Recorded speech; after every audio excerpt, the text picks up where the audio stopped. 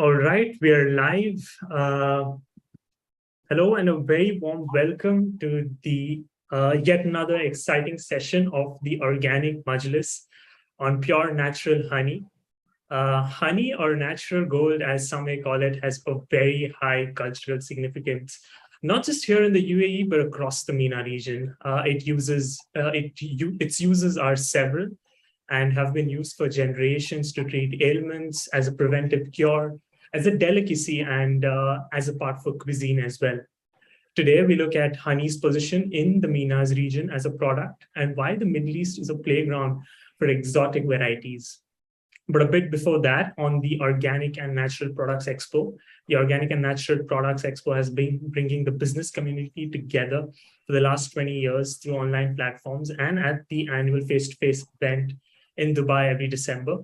This year's event is scheduled to take place between the 13th and the 15th of December 2022 at the Dubai World Trade Center, and will be an ideal platform for you to showcase your exotic varieties of pure natural honey to close to 10,000 B2B buyers across the MENA region. Heightened consumer awareness has led to a massive increase in demand for raw honey. In fact, honey in the Middle East and Africa is valued at $935 million in retail sales in 2020, and is set to grow by 4% CAGR to reach $1.1 billion by 2025. In a post-pandemic world where everyone's focus is on enhancing immunity and wellness, the demand for pure natural honey is set to soar, especially in the Middle East and Africa. Consumers are also very interested to know about honey, its flavor, its origin, and the general beekeeping conditions. Considering honey's cultural and regional significance, certification isn't quite strict as for other products, allowing suppliers and exporters easy access into the Middle East market.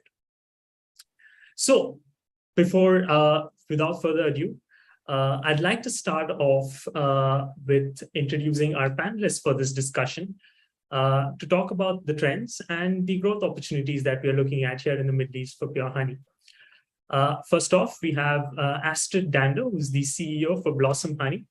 After years within the corporate communications and business development, Astrid has taken over from the previous owners from Blossom Honey. At Blossom Honey, Astrid passionately works towards bringing high quality, organic, unprocessed raw honey to the United Arab Emirates. The honey is completely unprocessed, untreated, and organic, full of natural enzymes, vitamins, and antioxidants, just as the bees made it. Blossom Honey works with only the highest quality apiaries across the UAE, Yemen, New Zealand, and Kyrgyzstan. Through artisans with a rich heritage, Blossom's Honey's beekeepers harvest honey naturally using centuries-old traditional methods, bringing it to the consumer in the purest form available. Astrid, thank you so much for joining us this afternoon. I'm very excited to have you here, and I'm sure the insights that you would have to share would be wonderful to hear. Next up, we have Rashid Saif Al Bedwawi, who's the CEO for Foodia World UAE.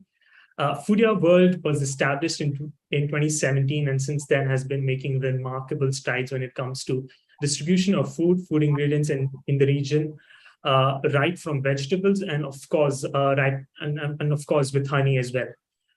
One of the strongest points of Foodia World is the fast sourcing and the decision making for one of the most competitive and safest products in the world. And for this, it's Rashid himself who travels a lot, meets with his suppliers, and travels looking for new avenues for business and opportunities.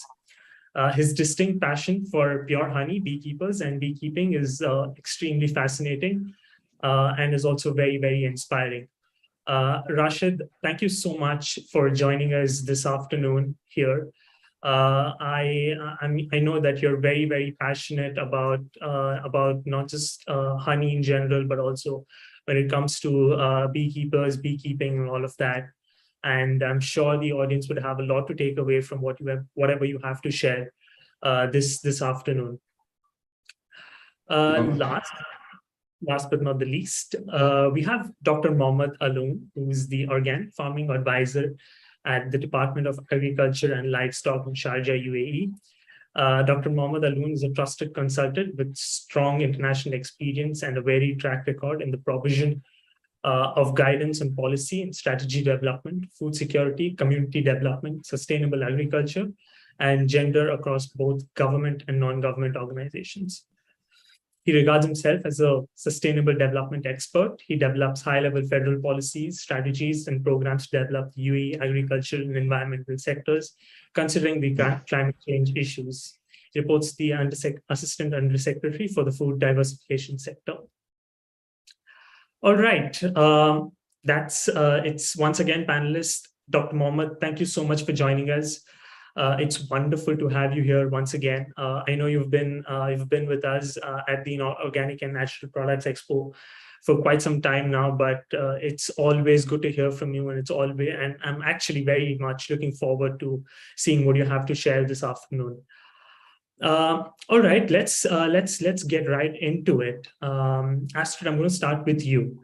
I know that you've at Blossom Honey, you do retail a lot of pure honey from various parts of the world. I'd like to know from you, and later on from Rashid as well, as what is the current demand that you're seeing for raw and natural honey in the region, and if what's changed post COVID-19? Has it increased, and how are things different in the post-pandemic world? Okay, certainly. Obviously, the region that we're in, we always have a high demand because of, religious and cultural connotations.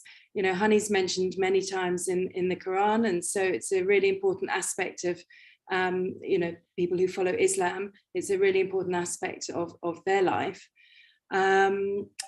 But in addition to that, we've seen with the global focus on healthy eating and people trying to reduce their sugar intake, we've got many customers who want to use honey as an alternative, a healthier alternative to sugar. Yep. On top of that, there's an increasing number who are turning to honey and honey infusions for their health benefits. And we've seen this especially post-COVID, as well as for beauty treatments. But thinking about the health benefits, obviously all raw honey, and there's a difference between pure and raw honey, so maybe I can just mention that first of all. Honey can be pure, but the thing that really we want to be looking out for is raw honey. And the difference, what defines raw honey is honey as it would exist in the hive. So it's basically honey that has not been processed or pasteurized, so it hasn't had any heat applied to it. And the reason that that's super important is because when you apply heat, you kill off the naturally occurring enzymes, antioxidants, probiotics, prebiotics, and you actually convert the healthy good sugars, which are fructose and glucose, you convert them to sucrose, which is the same as table sugar. So it just seems a real travesty to be spoiling this amazing natural product and removing all of its healthy parts, the health benefits it can give. So it's, for us, we focus on raw honey. And we're seeing, as I said, an increase in people who are turning to honey as a nutraceutical, really, using it as an alternative to medicine, using it as a natural antibiotic, using it to, soothe sore throats, to aid stomach issues, even heart issues, eyesight issues. And then I think the fourth area we're seeing is that there's an increase in conscious shopping So consumers are really interested to know more about where the items they're buying, where they've come from. You know, they want to know the origin, they want to know the flavor, their health benefits, general beekeeping conditions. This is something that's actually of interest to consumers. So we've seen an increase in that, particularly as we've come out of, as we're coming out of the pandemic, and disposable income is available for people to spend either on treats for themselves, but also on luxury gifting.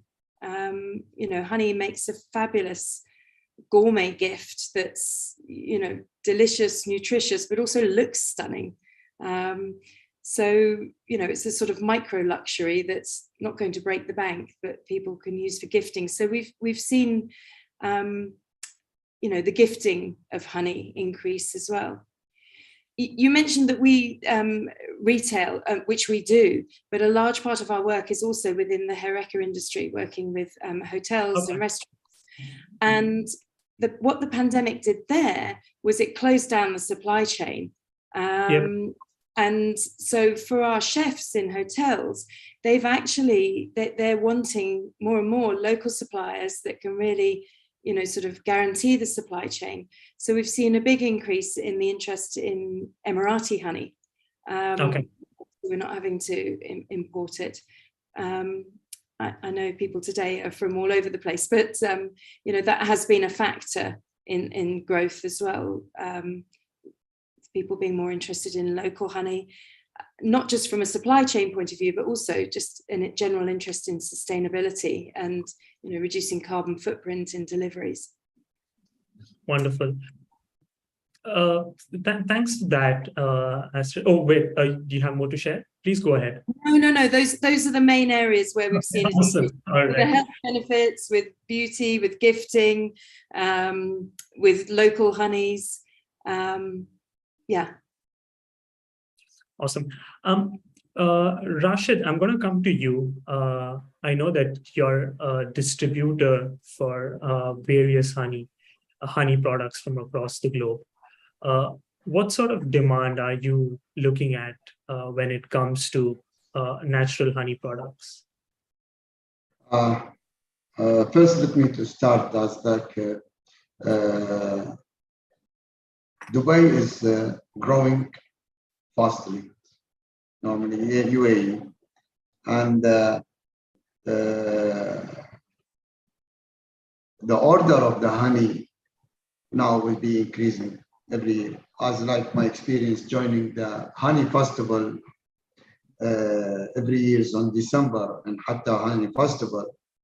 From there, where we get the customer to interested to buy, collect the quality honey, where we start with the honey farms and Hatta mountains. Then we extend our business to be overseas and overland to start import the honey from Kyrgyzstan land, which is the natural land and natural flower, where you get a kind of one kind flowers and mixed flower, which is one flowers will give you a more quality honey, better than mixed flower honey. And also Kyrgyzstan and neighbor countries around Kyrgyzstan, Pakistan, Kazakhstan, these countries, they have a big, huge natural land where we can collect the quality flowers and to put our bees and to start to collect it. But we can contract with the manufacturers, which they have a good quality HACCP certificate and produce the line producer of to pack our honey to import it here with the hygienist way and with the official way through the liberty test. There we can give the interest quality honey to our customers in the official way. So from this point, we're going to import the different kind honey from different kind countries, selected country. We are imported, which we choose the kind of flowers and tree. Wonderful. Thank you so much for sharing that, Rashid. I mean, I think we do definitely see a lot of honey coming in from Kyrgyzstan and some of the other countries you mentioned, and I think it's very important to know how they're being farmed at the moment. So thanks for sharing that. Dr. Mohammed, I'm going to come to you. I know that you're very passionate about organic farming, but honey is also very close to you. Uh, what do you think? Has the demand increased for natural honey products here in the UAE? What are you seeing? I think you're on mute, Dr. Mohammed.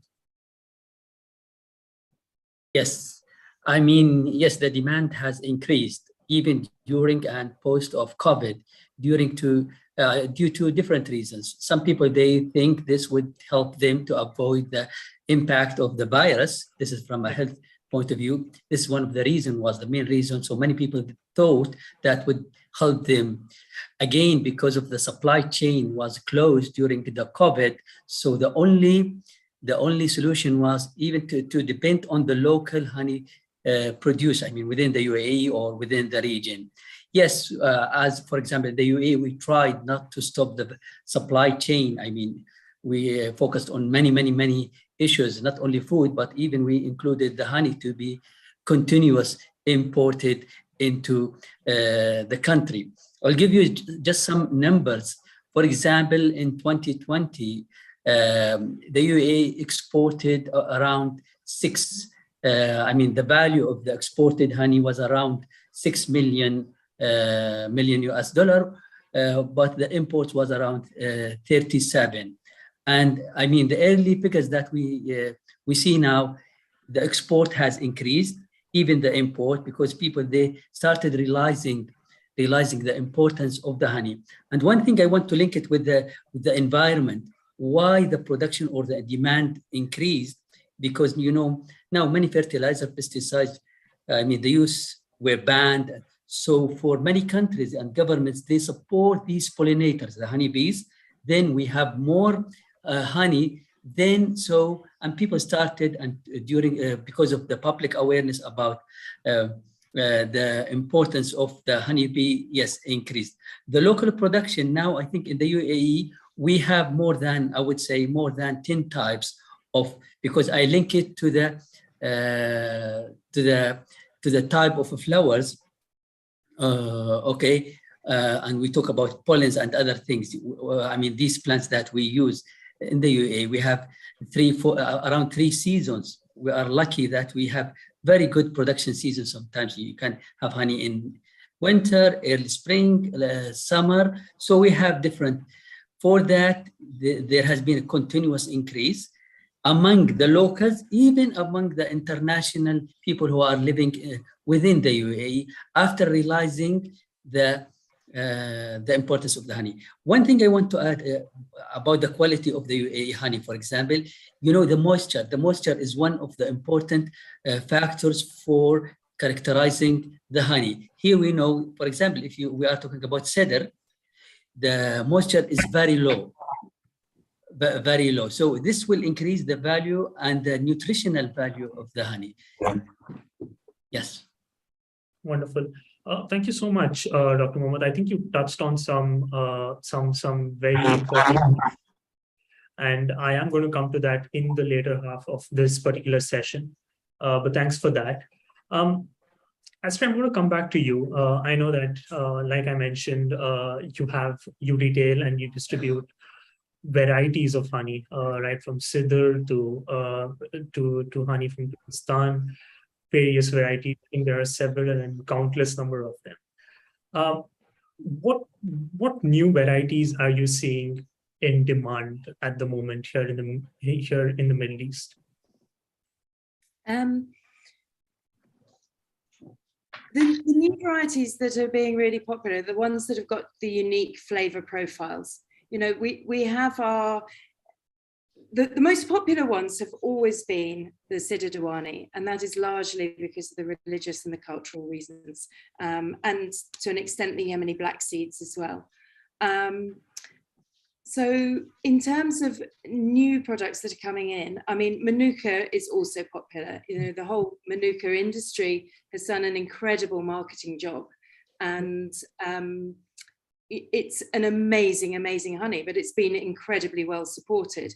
You know, when people are using Manuka for medicinal purposes, there's been a really interesting report that shows that actually Sidadouani is its efficacy is as great, and in certain instances greater than Manuka in terms of wound healing.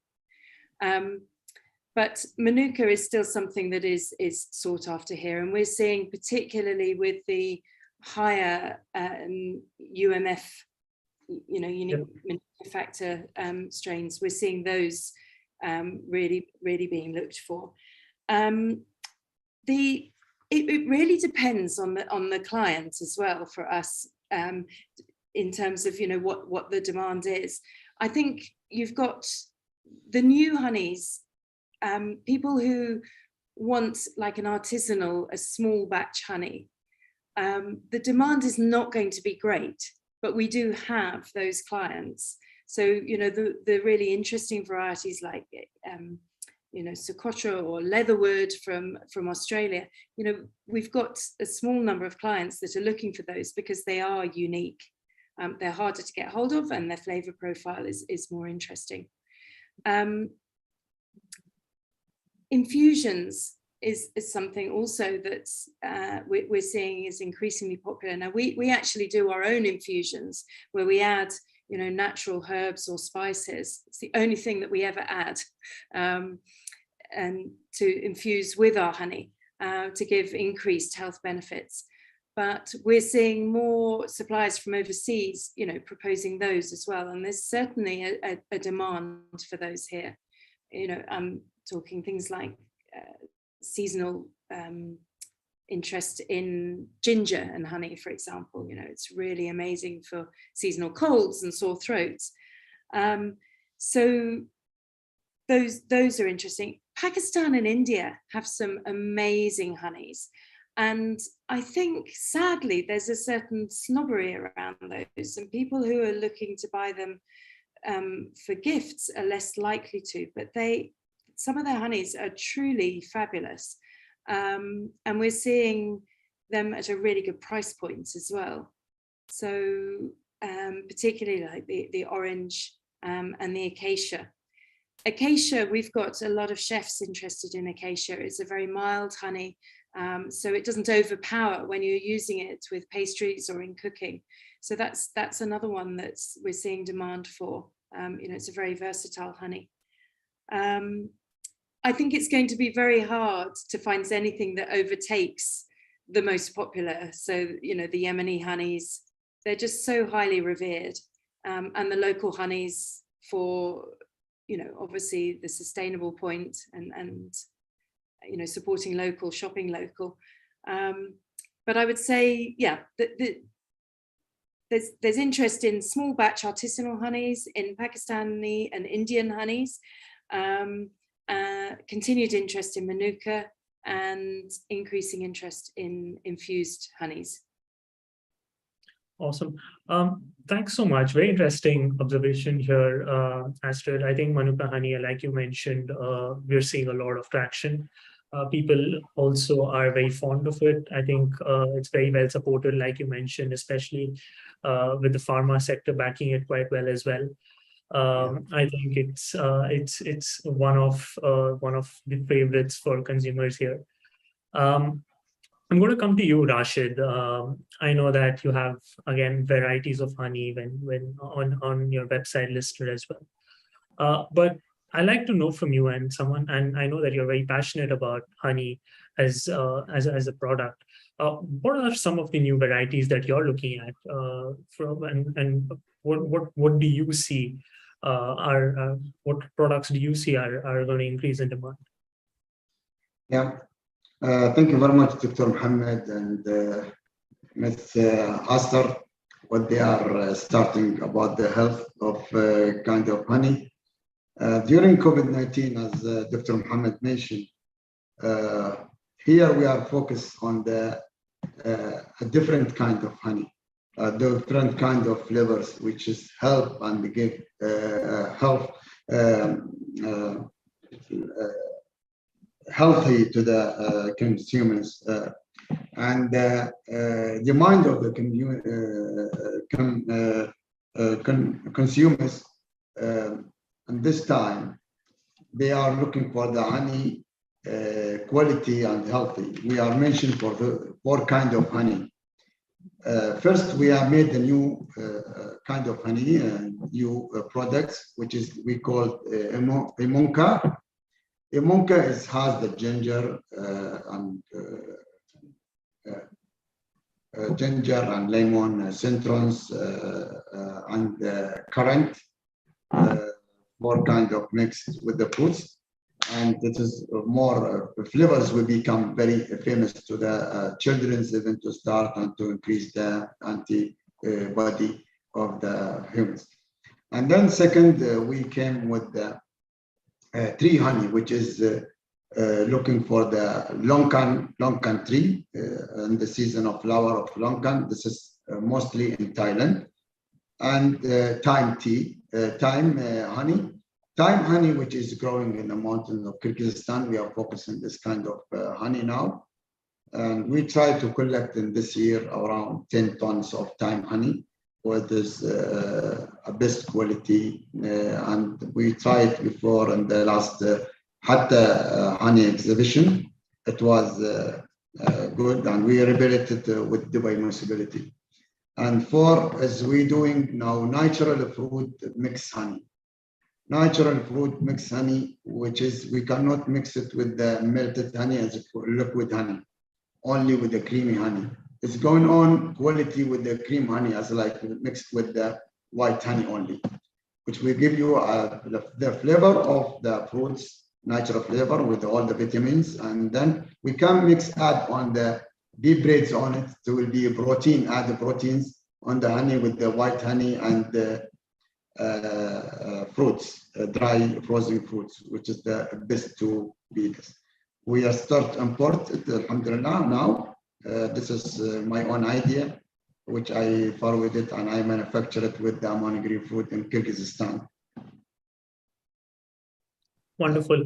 I think you've shared some brilliant points here, Rashid, especially with the honey that comes from. It's very nice to see that you being a local company, you also would like to explore and sort of import varieties of honey coming outside of the country. So it's nice to see that you appreciate all sorts of honey.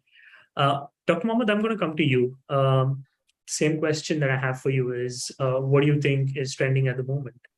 What varieties of honey are you seeing the most traction from? Again, I think you're on mute. Yeah. Yes, I think, varies. First of all, I want to mention one thing. There has been no consumer preference study to show us, like a scientific paper to show us. This is just from media. Sometimes we say people, they like this or they like the other type. And, when it comes to hotels. But let me talk about the publics, those consumers, the general consumers. Usually they go for any honey produced from nature, from native plants, from the desert, because they believe this is the healthy one. It will help. This is the main. For example, if we're talking about the UAE, even the GCC countries, most of them, they talk about cedar, acacia, and these spring plants, especially when the nectar. This is the main, between the public. But again, the most important now we want to talk about the knowledge of those people. Sometimes maybe this honey is okay for me, if I say about cedar, but for another person, he needs someone to advise him, or he should know. For that, we did like a video in Arabic. Maybe you can share it later with you, just to tell people how to choose their honey. Now, for example, another thing, sometimes, is the idea is not to have the honey in its own, but the demand now is to mix the honey with other ingredients to increase. And in this, there are good things and bad things, because good thing, people, they like it. It's more attractive. But then the quality of the honey, if it's not scientifically approved, it will reduce this. We have found, just studied, sometimes it depends about the gender, let me say. For example, females, they like certain types of honey, and females, they like certain types of honey. Because some people, they like too much sweetie. Some people, they like, this is one of them. For children, another thing, here, children, I think there's a demand for kids meals made with honey. This is a new stream that even in the UAE, even in schools or another thing, but there are some restrictions, especially if the kids are less than 2 years. For imported, again, as the two colleagues mentioned, most of the people, even here, they look for the nature. Even when we talk about ginger, as Rashid said, ginger, thyme, Astrid mentioned acacia, those, or what comes from what we call Near East countries, they have, there has been a demand, but this demand, maybe we can talk later about the opportunities, because there are some, in animal health restrictions, even there is a demand. There are some certain things, those countries to export, for example, to the GCC, they have to apply, because there are many good honeys in the world, but we cannot import it for health issues, for animal health issues, when we do. Yes. Well, thanks for sharing that. I think you've,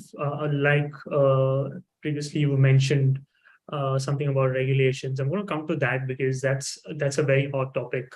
Yes. And that's a question that everyone has on their minds when it comes to import regulations and all of that. I'm going to come to that in a bit, but we see that, considering honey's religious and cultural significance, like Astrid mentioned, there are a lot of suppliers who are outside the region and want to export or want to supply their honey to the UAE and the wider region. What is that one message that you have for them? If there's something that you would like to tell them, what would that be? First thing is the truth. To be genuine, because I made like a list how to make sure that your honey, the honey you buy, is genuine.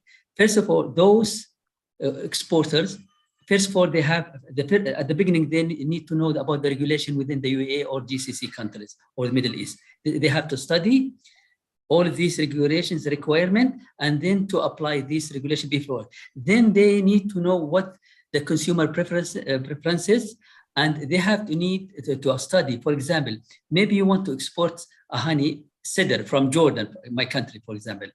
If you want to export it, maybe it's produced at the same time in the UAE. So, as we say, bull push theories. You see, you need to know what's the market to study. Then the most important thing is truth and trust, because people, even the UAE, even Rashid maybe, Asad maybe agree on this. Sometimes they go to the beekeeper. They say, Rashid is a good beekeeper, we'll buy only from Rashid, because they trust the product. Sometimes this is more confidence. This is one of the reasons.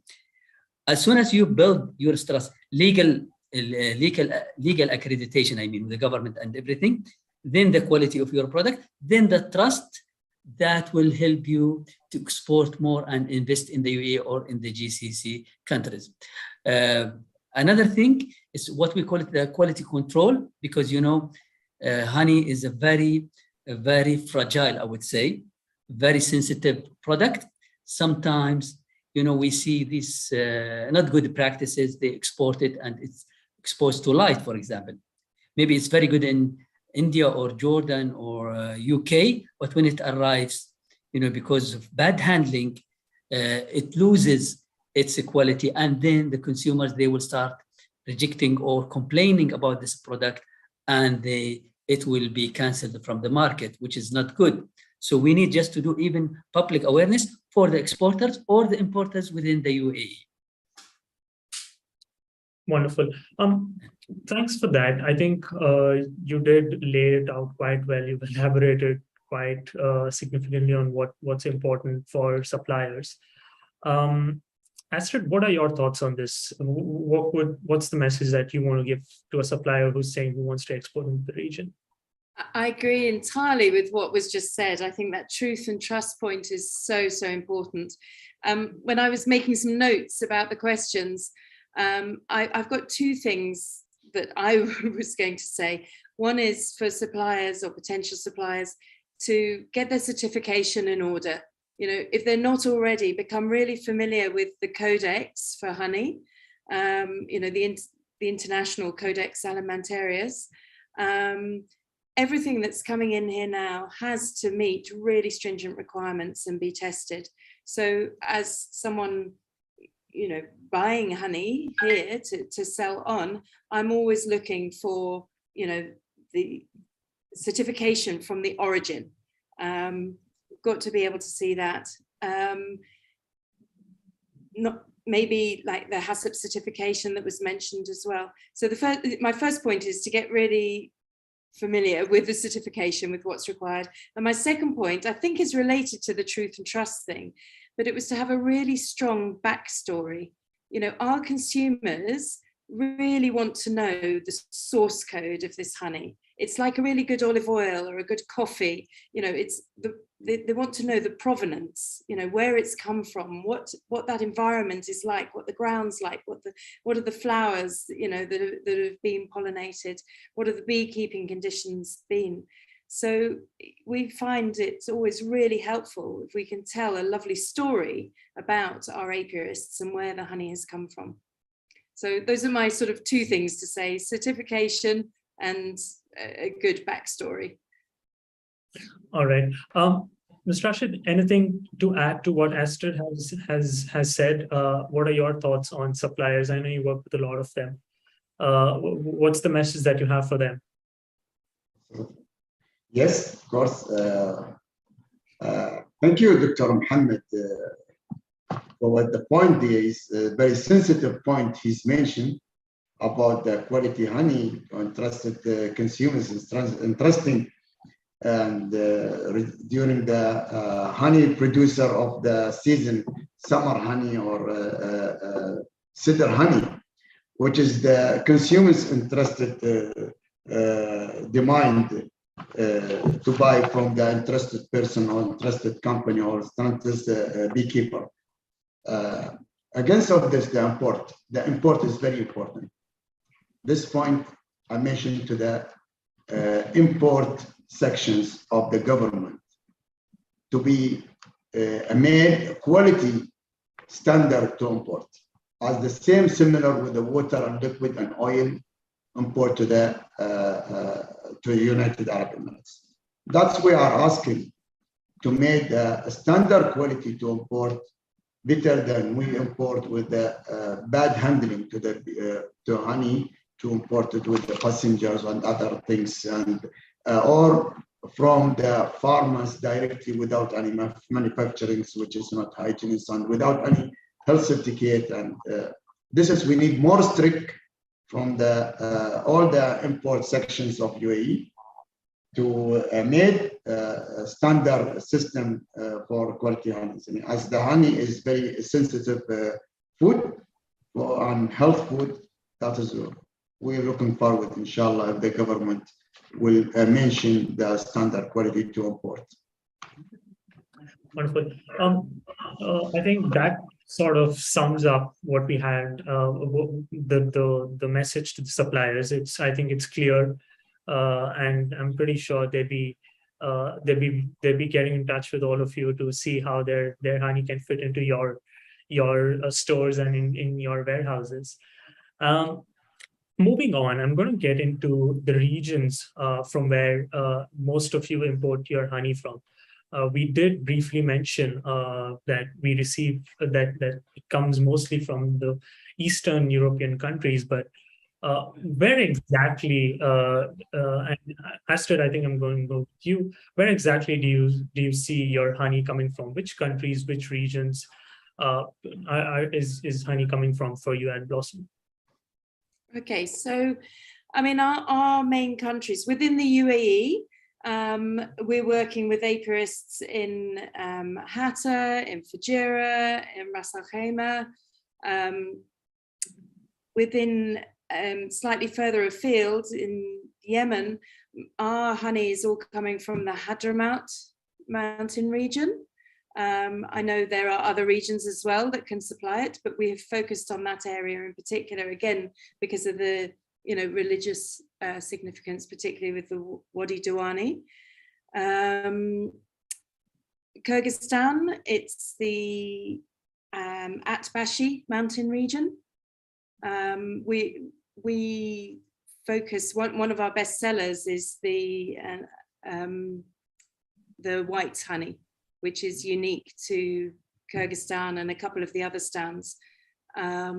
And it's a really special honey. And the reason why it's so popular here is it's got such a unique flavor profile.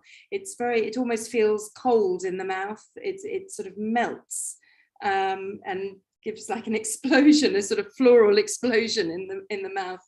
It's very different to anything else because it's nearly solid as well.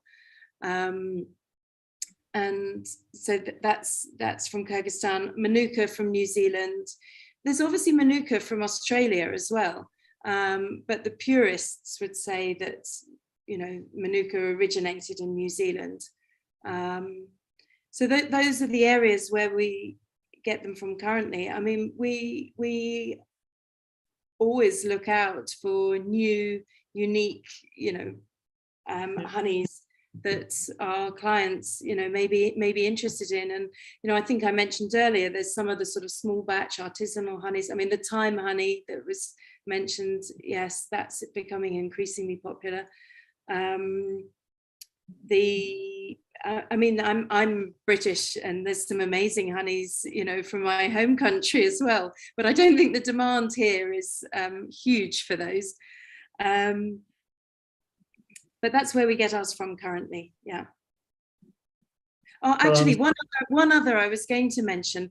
There's some really interesting collectives that are springing up around the world, particularly, for example, in Africa. There's one in Zambia where they're actually working with the local population who previously would destroy forests and flora. And they're working with them to partially fund hives and encouraging them to use those instead of destroying the surroundings. And then they're seeing that they're getting a return for their hard work with a regular income. So there's, the Miombo forests in Zambia, there's some fabulous honey coming out of there. And again, that's got a great backstory because people like the fact that they're supporting a collective or a charitable initiative. There's some really interesting flavors coming out from there. Very interesting, especially the last part though, about Zambian. Hope to hear more from that. Ms. Rashid, anything, where do you see most of your honey coming from? What region? I start to limited quantity from Hatta honey, which is under our hand, beekeeper. Summer and cedar honey, but it is limited and finished very fast as bulk sale. Second, import, which is I invest in the season in Kyrgyzstan land. I have a contract with the beekeeper, 6 groups of beekeepers in Kyrgyzstan. We import around last year and this year. Let's talk about 22. We start increasing our import from 3 tons to 7 tons now. Alhamdulillah, this is 22. And we export. This is only to UAE. We export to Saudi Arabia and the neighbor countries. So the saffron flowers from Kyrgyzstan is most important for us, and thyme honey from Kyrgyzstan, which is the best natural wild bee feeding beekeepers collecting the honey from the wild flowers and wild tree honey. All right.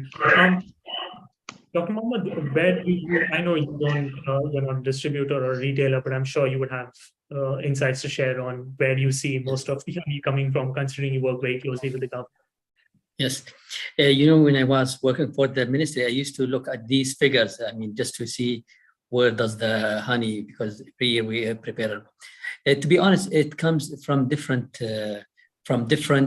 countries, especially for those big retail stores. So we're talking about Germany, UK, Netherlands, I mean, Europe, from many European countries, also from many Asian countries, then from Egypt, from Jordan, Lebanon, Syria now they have some.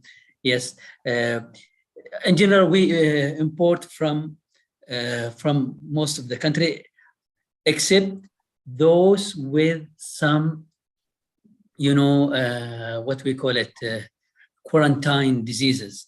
They I mean, if these countries have some problems, health problem, honeybees problem, it's not allowed to import, because honey sometimes works as a host of pests, so it's not allowed. So it's in general from all over the world, but I mean from Europe we have many, especially from Germany. If you go to any supermarket, you will find many. Yemen, yes, they used to bring, but now because we have the local, the direction is almost going to, I mean, consumers, they prefer the local more than which comes from the neighboring countries. Yeah. All right. I think thanks for sharing that once again, Dr. Mohammed. I think we've come to the end of the first half of this particular session. I think we've had some very, very interesting conversations and some very, very interesting thoughts and ideas. Thanks for sharing that. We'll be breaking for a very short networking break at the moment. You may wish to switch your cameras off or keep yourselves on mute, but I would request you to all stay on the same Zoom session.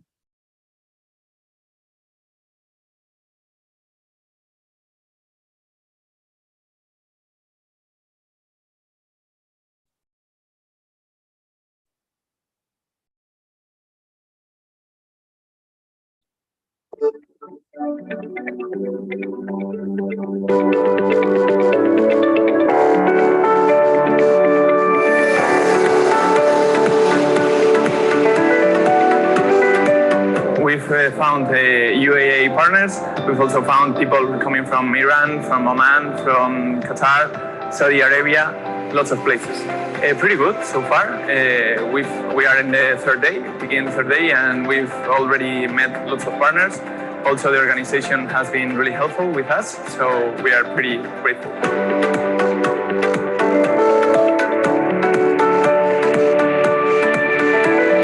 To be honest, Ukraine is the fourth on the world in exporters of organic products. And after we had a survey with the Ukrainian companies, we understood that the Middle East is the second market we would like to open. That is why we are here and trying to find our partners. I think it was perfect. We had only 3 months to organize this pavilion, and as you see, it's working great. We had a lot of contacts and potential buyers, so I think we'll communicate further. And for the next year, I think we'll also plan this exhibition to participate here.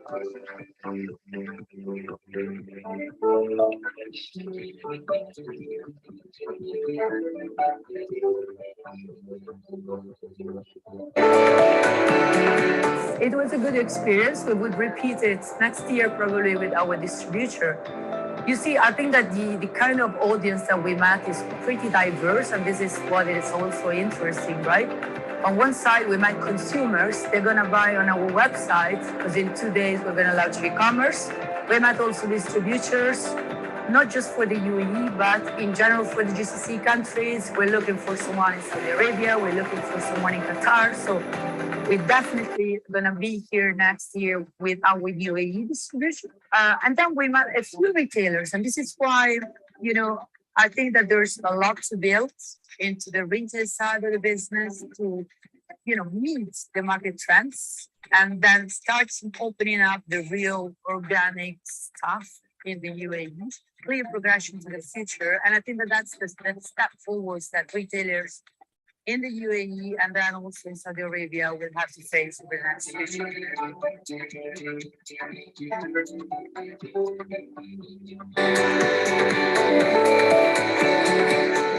really nice. In fact, we are super happy because we received really good potential clients thanks to the organization, because you come with nice people, and I hope that we will finish and with good deal and with good sales.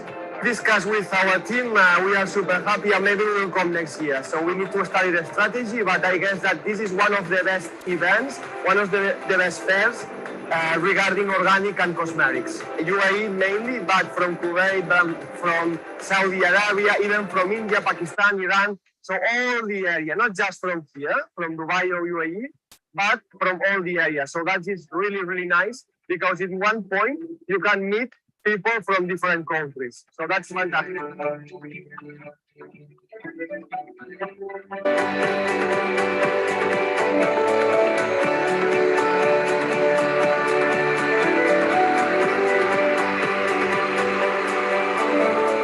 It's obvious. Currently, organic and natural trends are growing up everywhere in the world, especially here in the Middle East. We understood that Russia has not only the great potential, but the actual products which are getting produced in the entire Russia. We have 85 regions in Russia, and all of them have really natural and unique products. And we thought, like, why not bring them to UAE as the entry point for the entire Middle East? That's why, as of now here, we're available with 42 companies from Russia.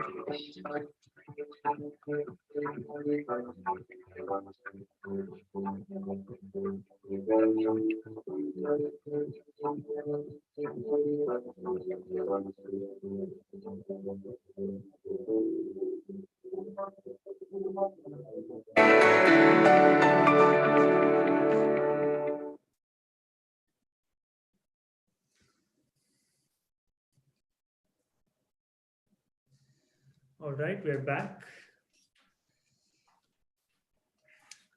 I think we've had, like I mentioned, a wonderful first half, and moving into the second half, I can see that the audience has a couple of questions as well. So we will be getting into that shortly, but I'd like to move on with our discussion and sort of continue from where we left off. And I'd like to come to the education part of honey, and that to work for consumers, right? How important, Astrid, I would like to know from you, how important is it for us as retailers, distributors, importers, the community as a whole, to educate consumers on the importance of natural honey? How important is that? Because we see a lot of, I would like to term supermarket honey, which is basically sugar syrup, and that isn't quite healthy, or isn't honey really. So how important is it for you as a retailer to educate your educate the consumer today? It's absolutely essential, and it's probably the biggest challenge of any reputable retailer. We read all sorts of things. We're living in a world where it's reported there is currently more honey on the market than is possible to have been produced by the bees. So, what does that tell us? Honey's being adulterated, it's being diluted, it's having water added or sugar added, or other syrups, it's having colorings added.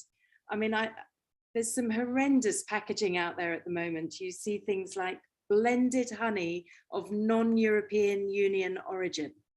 I mean, what does that even mean? It's that honey has traveled around the world and has had all sorts of nonsense added to it just to be able to, increase its volume. So yeah, honey's, I think it's the third most adulterated food in the world, behind milk and olive oil. And it's a big challenge for us to, educate our clients and consumers in, what really is raw honey. That sort of iconic, the squeezy bottle honey bear that you see in some of the supermarkets. I mean, it's marketing genius. It's very cute. You've got children saying to their mums that they want it, but it's highly likely that it's been over processed. It's been stripped of all of its vital nutrients, and it's nothing more than, you know, putting table sugar into your children's mouths.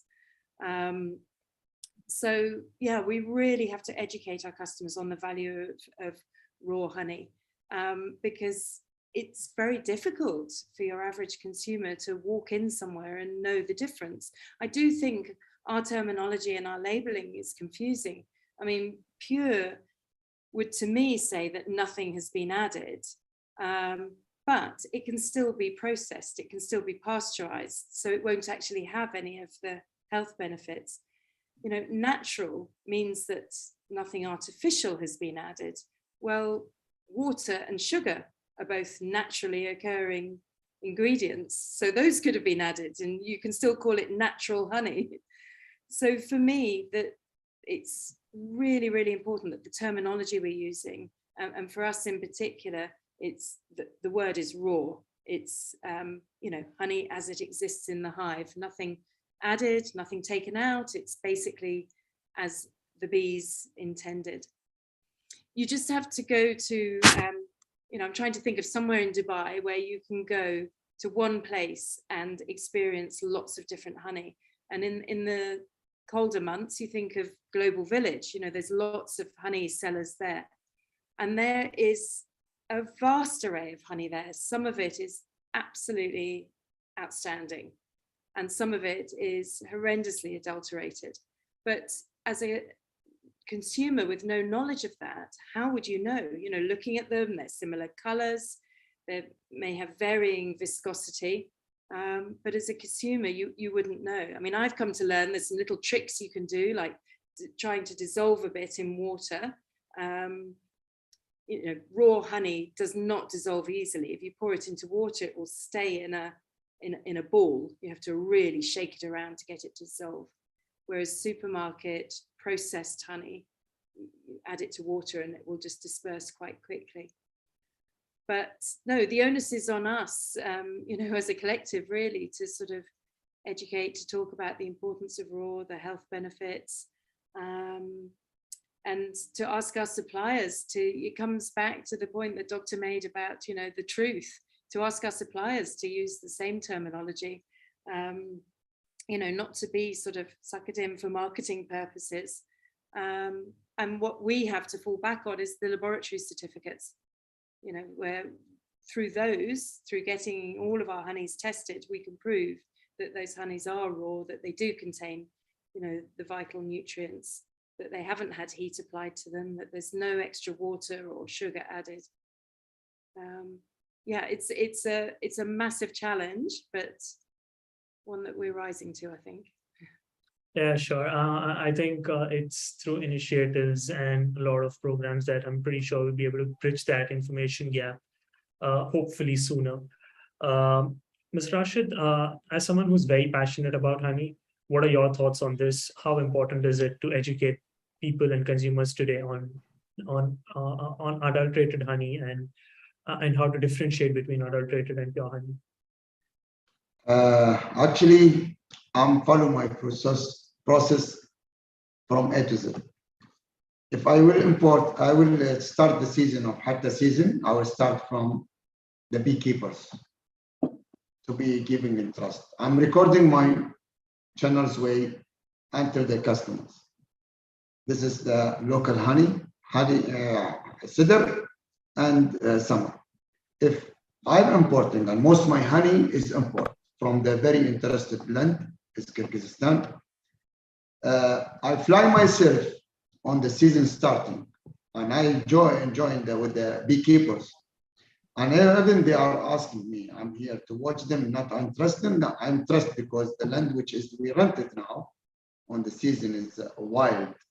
But I like to enjoy on the first collecting of the bees. And I like to enjoy the bee when they fly on, going to bring the pollen and bring the pollen to put us in the citizen, and they will swirl the honey on the pollen. There will be bee breads.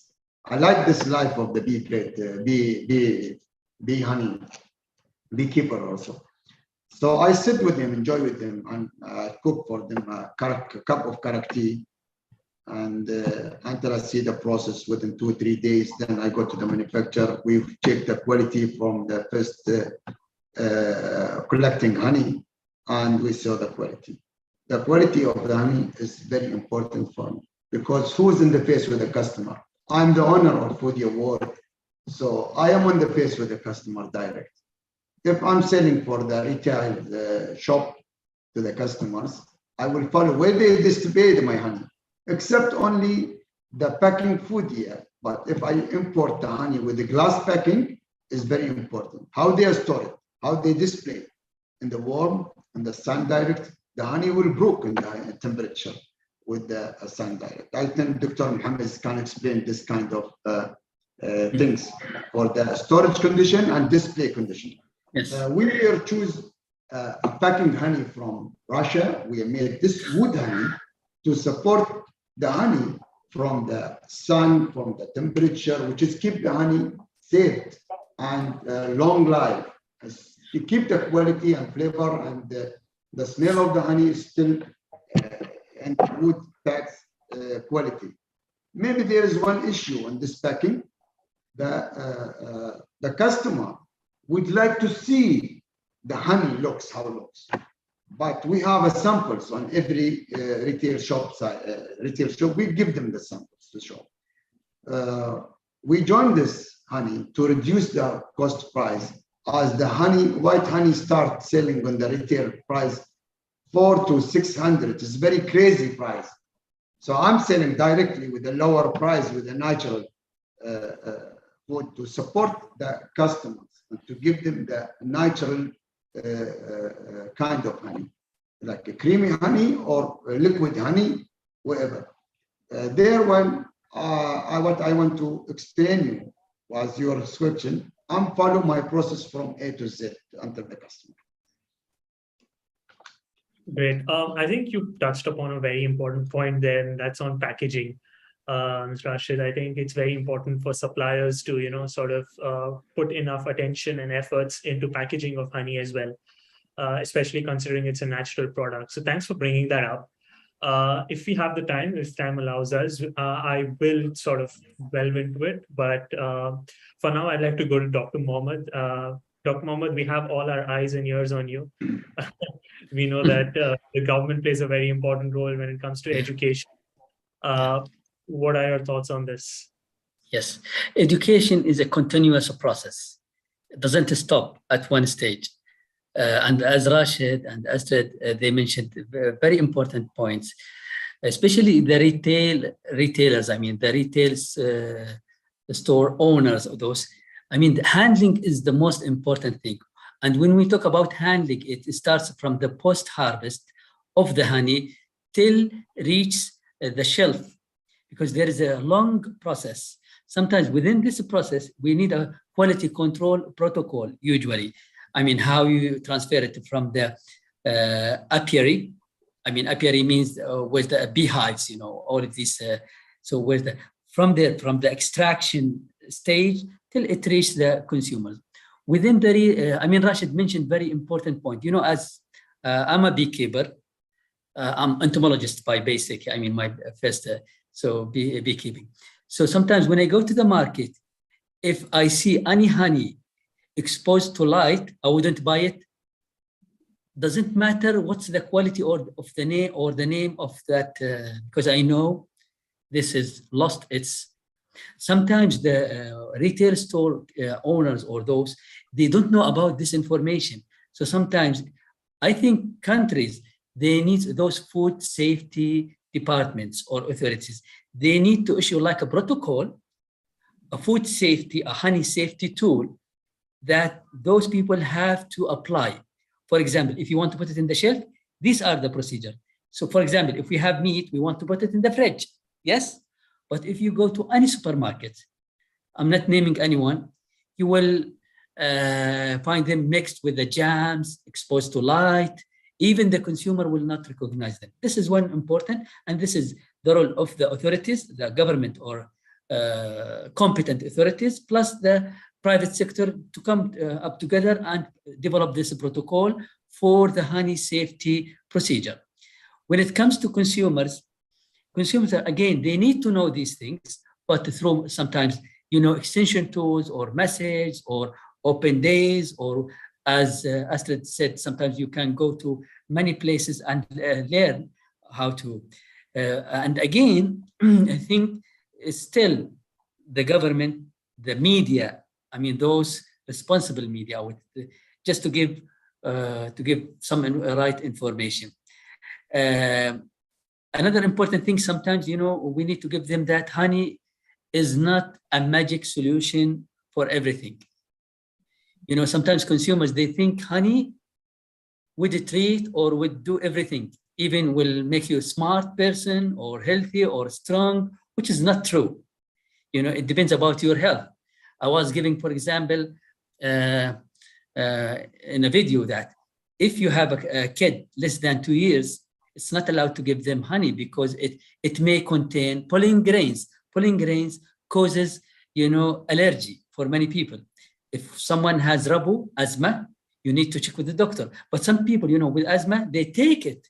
They think it will help them. It makes their case worse because you have to check. This is one thing. Now in the UAE, as we say, alhamdulillah, for example, if you go to the MOCCA, Mecca, Ministry of Climate Change and the Environment, they have like very good manual about beekeeping, honey, everything, and then the regulation. With the local authorities within the UAE, yes, like Menopi, I would suggest in the upcoming meeting that at least like we do like an event about the honey, just how to recognize this is good or not good. Just maybe you can bring some experts, those who can taste and recognize. This would help. Yes, maybe these are little things, but year and year, we will have a very good protocol. Then the other thing, it's when we talk about education, we talk about academia. As Astrid said, it's not easy with the technology now. You can cheat, you can play with the honey. There has been no specific test for honey to make sure this is genuine or not, because what we identify, the nutrients, but the actual honey, it's not easy to do that. Now the academia, I think we need to engage them sometimes just to give us some information about these honeys. For example, in the UAE, I have not seen any research about the honey quality, for example, or some. Yes, there are just some lab tests, but like when we talk about something in Germany, in Bonn University, they have a special lab. You cannot sell before this has been tested in this lab. Thank you so much. And one thing, a retail store, they should, from now, as Asad mentioned at the beginning, and Rashid, sometimes certification, it should be based on accreditation. Now we have something called geographical indicators. For example, you buy from the UK, not from everywhere in the UK. Why you don't go, for example, I'm not York, for example, or within the UAE, Hatta. So you give this ID number as a geographical indicator. It will the consumers, this came from that area, and then they start learning about the area and learning about the nectar or the plants, their flowers, everything, and this will help them. Thank you. Wonderful. Very important. Thank you for sharing these very, very well laid out thoughts. I think kind of sums up the education bit of when it comes to honey. I'd like to move on over here and sort of delve into the types of honey that are not really available in the region. We know that customers here can be extremely demanding, and in the UAE especially, we're spoiled for choice. I know that both you, Astrid and Rashid, both of you have several varieties of honey, but what is it that's missing from your product portfolio? And what do you think would be in demand or would sort of suit the tastes of consumers here in the Middle East? Do you want me to go? Yeah. Okay. As I mentioned before, it's hard to know what's missing because the demand of our customers is being met. But the things that we see an increasing interest in are the infusions, the Manuka honey, I mean, I was doing some research on this, just looking at the most popular honey globally, and apparently buckwheat is expected to be, you know, the leading type in the market within the next 5 years.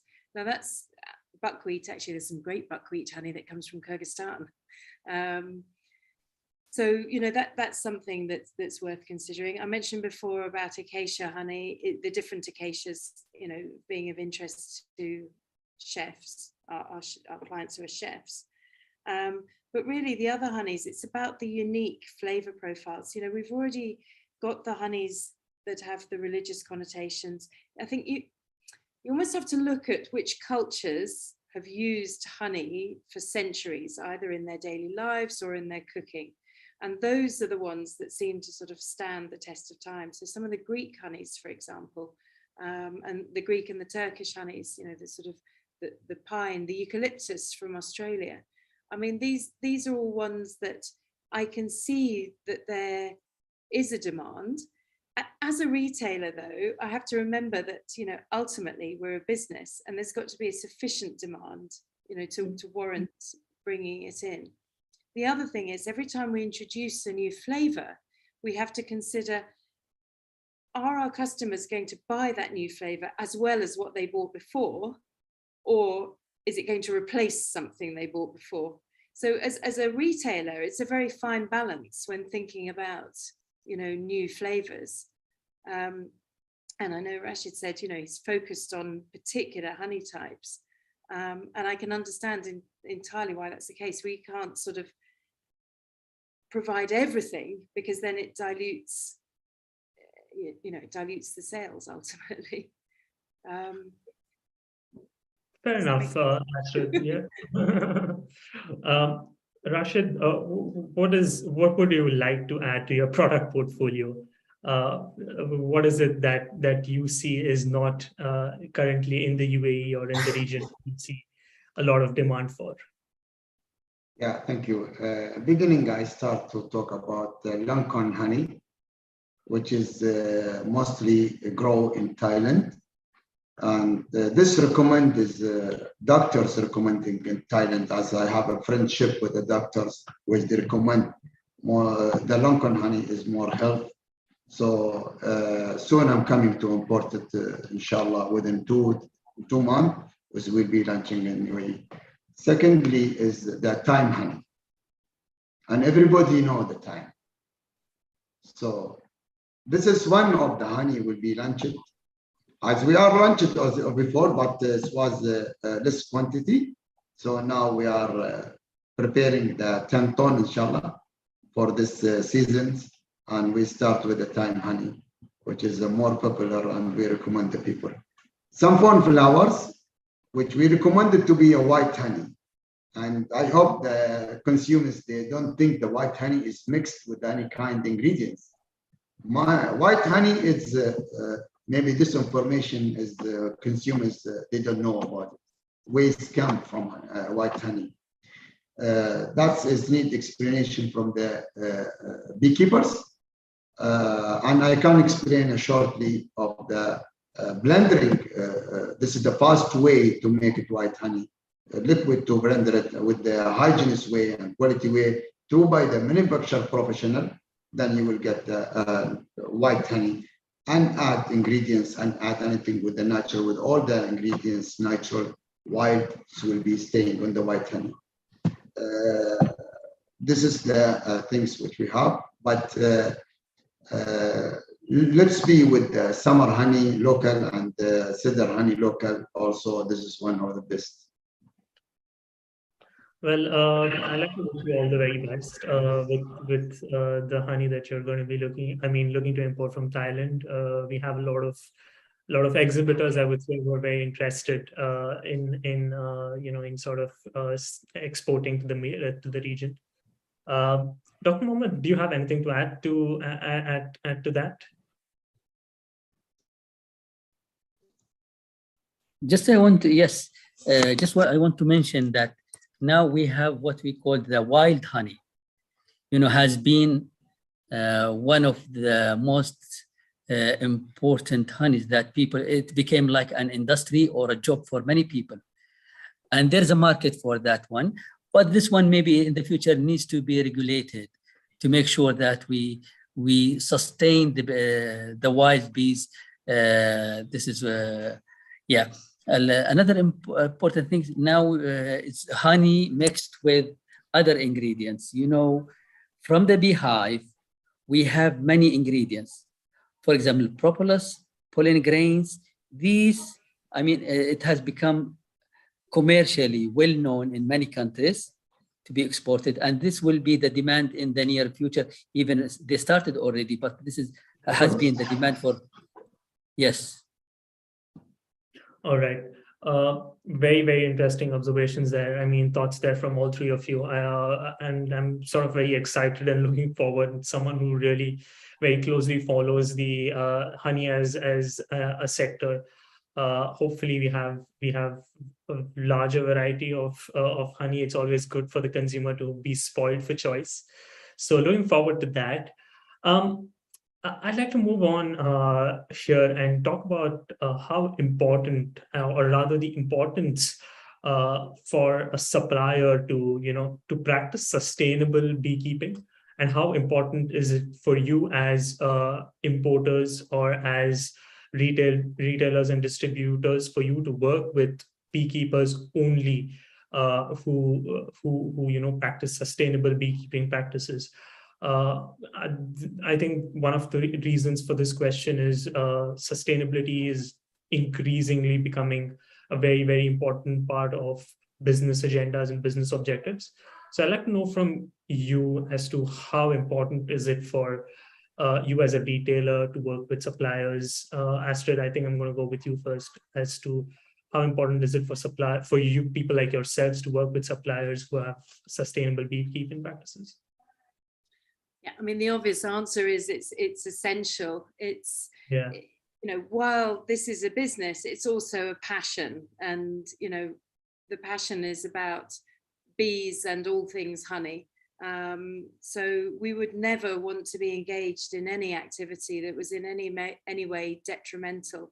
I'm not interested in working with any apiarists who destroy the hives at the end of the harvest. You just have to go hiking in the Hatter Mountains and you can see some of these wooden beehives just broken, on the side of the mountain. I'm not interested in that.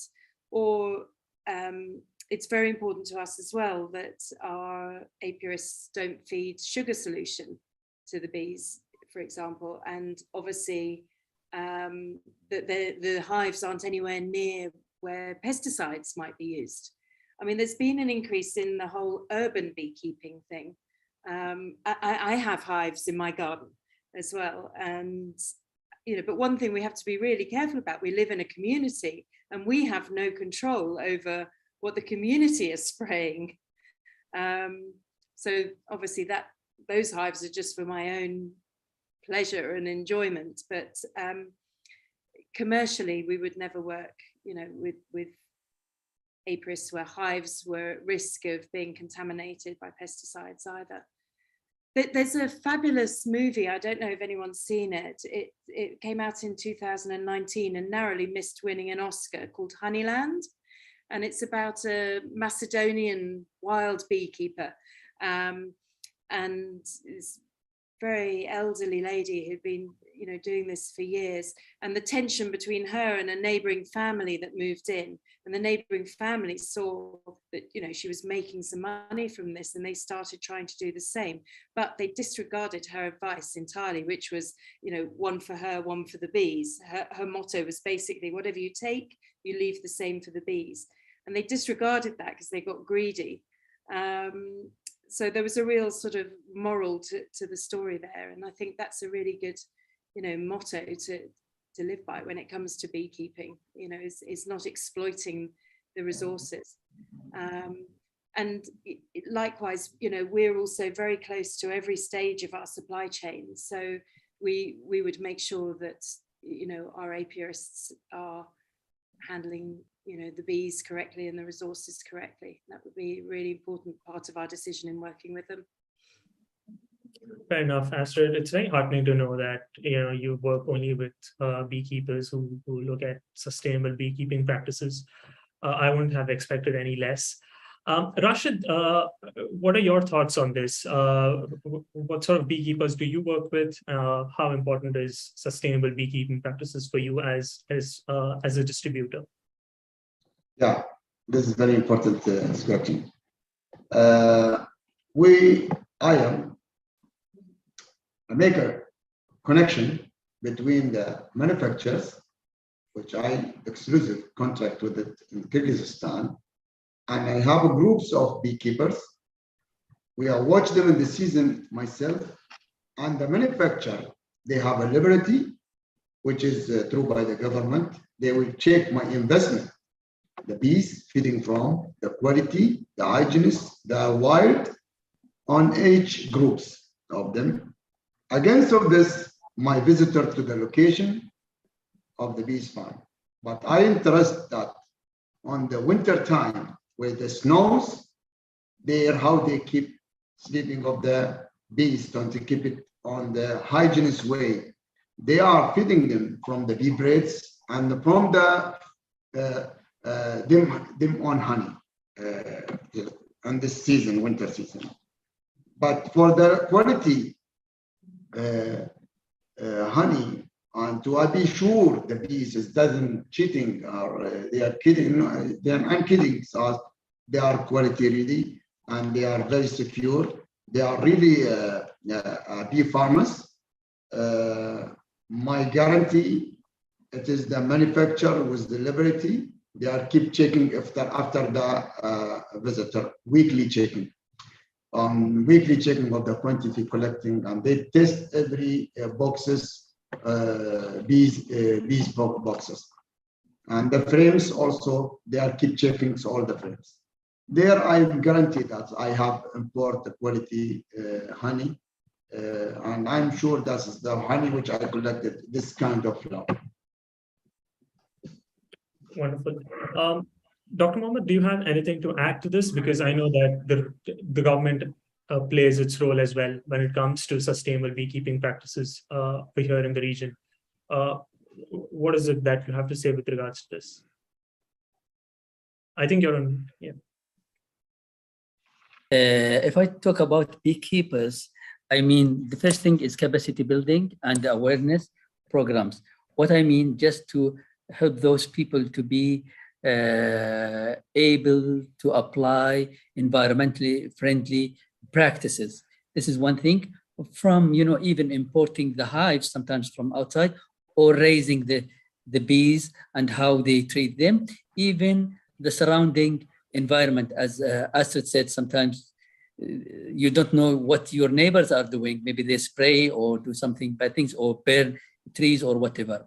This is just capacity building. About the regulation, within, for example, I'll talk about, yes, I work for the ministry, and based on the regulation, for example, there are a list of materials. For example, we have banned chemicals, pesticides. If you spray a farm or something, there are some regulation. If you spray some pesticides, you need to announce that you have already sprayed. These are the main things. When it comes to marketing, to make it, because when we talk about sustainability, we talk about it must be social, sustainable, economic, sustainable, environmental. Then marketing initiatives, and I think Rashid knows about this, because there are many marketing initiatives for the beekeepers where you can teach the consumers, because sometimes even sustainability, you need to teach consumers or retailers, where many people gather together and learn about sustainability. These are the main three, let me say, pillars used in the UAE, and I think they are applied in other neighboring countries. All right.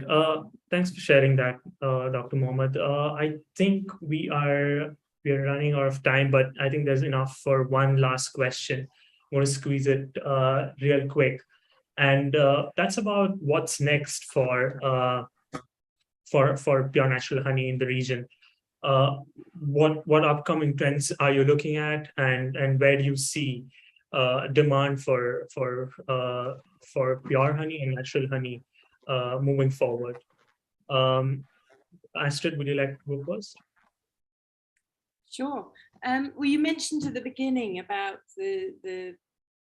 how the global honey market is forecast to go.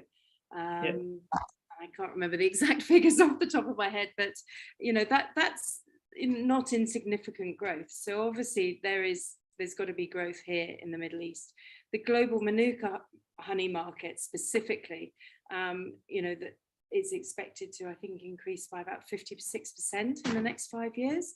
So again, there must be scope for us, contributing to a portion of that. As well as export to neighboring countries. We talked about that earlier as well, didn't we? And I think the exports from both exports and imports are due to increase. But for me personally, I mean, going forward, I would love to see some sort of standard for the term raw honey. I think there's going to need to be continued work on, sort of clean label formulas. So things like, so how our honeys are labeled, to make it clearer for consumers and, to meet their demands for more natural products. I think within the UAE, we're going to see more companies advocating, social responsibility and starting things like urban beekeeping to demonstrate that they're doing that. I think individual retail customers are looking, that there is a real desire for truly unique flavors. Sustainable packaging, it was lovely to see your wooden packaging, and that's a big thing that we're really working on as well. All of our packaging is glass, but we're very conscious of the whole light issue and storage, so it's glass and boxes, but I think sustainable packaging and recycling our glass, that's really important to us. And I think the other area that's set to take off is the whole nutraceuticals side of things. So using honey and capsules, lozenges, energy gels, that sort of thing. I think there's scope for development there. So that's my take on what's coming up in the future. I think I very strongly agree with you on the last part, and that's on nutraceuticals. We're definitely seeing a lot of these products, especially considering how Manuka honey and how people have increasingly started to realize the medicinal benefits of honey and how it can improve immunity, wellness, and sort of act as a preventive medicine. So yeah, I completely agree. Not just from the medicine side of things. I mean, in the beauty industry, honey is as valuable, and other hive products are as valuable on the skin as well as being taken, internally. And also, I think in terms of just general health and fitness, I mean, using honey as a fuel for fitness, as a healthy alternative to some of these somewhat revolting energy sachets, I think there's scope there as well. Awesome. Thank you so much, Astrid, for that. Rashid, what's the future for a raw, pure, natural honey here in the region? What upcoming trends are you seeing? Yeah. First, I'm thinking to open my showroom. Second, I'll try to manufacture in Dubai. This is the futures. And I will keep upgrade my recycle product packaging. I will still to upgrade it more to be natural packing, and it's made by wood. And this is what I'm working to upgrade this packing to be. I like to make a screen window for the people to see apart on this packing the honey. Still discussing with the manufacturers with the idea. There's a lot up in the head. We will make it in the future, inshallah. But I will still follow up with the government to make the standard import for the import honey. It's very important. Very important. This is we need to make a control, strict to import the honey from there to be safe for the consumers and to be entrusted more to the customers, and wish all the best for everyone. Thank you very much, Dr. Mohammed. Thank you very much, Madam Aster.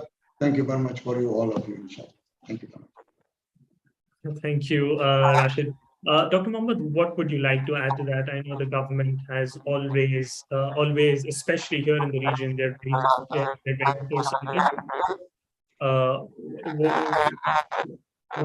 What upcoming things are you seeing that will dominate in the future? Yes, just I want to mention, I mean, the future, organic honey would be, I mean, one of the main options for consumers, as there has been a big increase in organic honey. The latest, I'll give you a latest figures. Latest figure shows that we have more than 27 million organic beehives in the world. This is only the recorded, which means that we have more. So we hope to encourage both the retail stores or consumers to go for organic, because in organic honey, as we say, we have 3-in-1. I mean, food security, we protect the environment and the health of the humans. So this is the future directions for many, not only in the UAE, for many governments, and as it was, I mean, recommended by COP22 in Scotland. For me, you know, as I started small business as Dr. Organic, so we'll include, I mean, raw and pure honey in our business, but it must be from authentic resources, as Rashid and Asad, they mentioned, and the supply chain to be well respected. You know, we cannot get 100%, but at least we will try to reach at least 98%. This is our plan, inshallah, in the near future. And the other thing that we have we have a general regulation in the UAE or for the conventional honey, I would say, and also we have some specific regulation for the organic honey in the UAE. Thank you so much. Thank you, Dr. Mohammed. I mean, once again, thank you so much for sharing your thoughts. In fact, all of the panelists, thank you so much for all of your efforts, your insights, and your knowledge.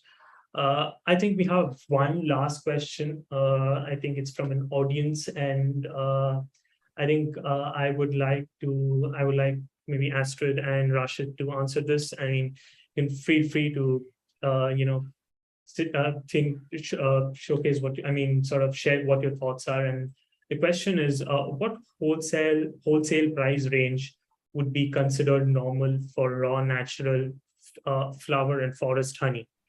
It's a question that we've got from Androclus. Astrid, is there a price range? It really depends where that honey is from. Yep. So, I mean, I'll share some of our figures. If we're looking at wildflowers honey, for example, from Pakistan, we're probably paying about 16 dirhams a kilo. If we're looking at raw wildflowers honey from Yemen, it's going to be, it's going to be more like 40. All right. I think that should help. A ballpark figure always helps. Like you mentioned, I think it would vary from where it would originate and how it's farmed and all of that, I'm pretty sure. Mr. Rashid, is there a ballpark figure or a price range that you have for wholesale raw wildflower honey? Yes, wholesale price is different. It depends of the kind of the honey. There is honey in the wild in the mountains, with the process from the mountains to the manufacturer in the city to the exporter, that different wholesale prices, and the quality of the honey also. Actually, all the honey which we are dealing is all high quality, organic, similar to the organic. If not organic, it is natural, 100%. But depends on the quantity order. It is the commercial quantity order that will give you the good price also, the wholesale price. And kind of honey is a little bit different. Not that very big gap, small gap. That's all. I think it's not a very big amount for the wholesale price. Right. Dear panelists, once again, thank you so much for sharing your thoughts. Thank you so much for putting in the efforts to join us this afternoon and sharing your wonderful insights on raw and pure natural honey. I'm pretty sure the audience had a lot to take away from this. Each one of you have shared your own perspectives. I know you all come from very, very diverse backgrounds. So I'm pretty sure this was very, very insightful for the audience watching all of this. Once again, thank you so much. I know it's the summer, there are a lot of you are on vacation or just back on vacation, and it's busy out there. But thank you so much for joining us. And for the audience, we have our next session lined up on the 24th of August, and it's on organic tea and coffee. I look forward to meeting you all there and at the same place at the same time. And yeah, hope you all had a wonderful session. Thank you so much to the audience for tuning in and contributing to the session. If it weren't for you, we wouldn't be doing this. So thank you so much to everyone. Once again, thank you, dear panelists. You may. Thank you for the opportunity. Thank you, Astrid. Thank you. Thank you so much.